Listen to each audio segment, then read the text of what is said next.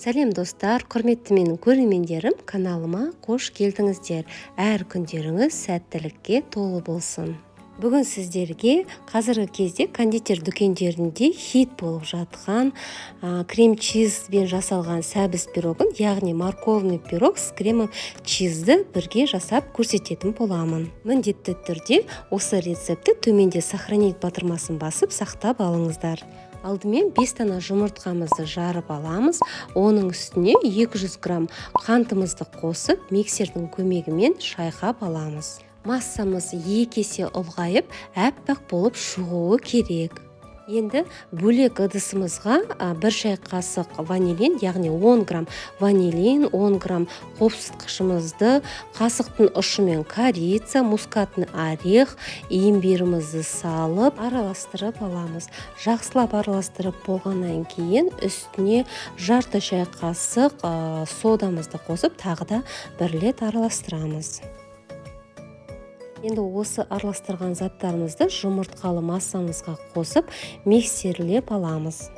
Миксермен шайқап алған соң күнбағыс майын 250 грамм және үккіштен өткізілген 300 грамм сәбізімізді қосамыз және 120 грамм грек жаңғағын немесе арахисті майдалап үгітіп алып қосамыз.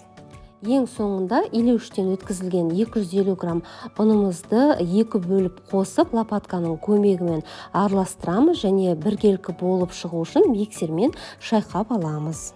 Құрметті менің көрермендерім, егер де сіздерге осы ұсынылып жатқан видео рецептім ұнап жатқан болса, төменде комментарий бөлімінде өз пікірлеріңізді қалдыра кетіңіздер. Алдағы уақытта қандай рецепті жасап шығарғанымды қалайсыздар, соны да жаза кетіңіздер.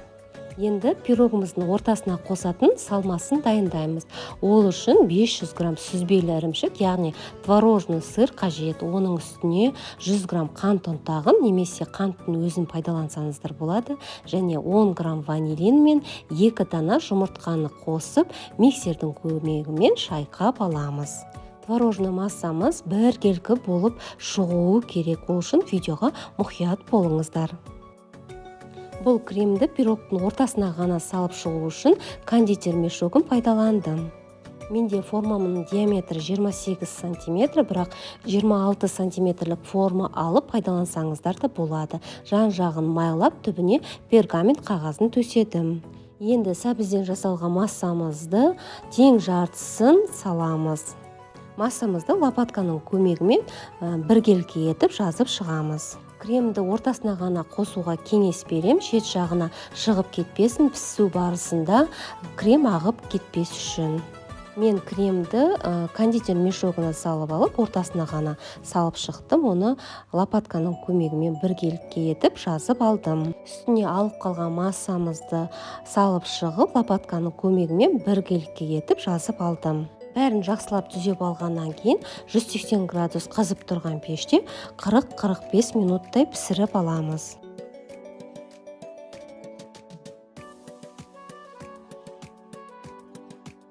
Пирогымыз 40-45 минут шамасында пісіп шыққаннан кейін толығымен суытып 2-3 сағатқа тоңазытқышқа салып аламыз. Қиялдарыңызға ерік беріп, әртүрлі етіп әсемдеулеріңізге болады. Мен бұл жағдайда қант ұнтағын сеуіп әсемдеп алдым.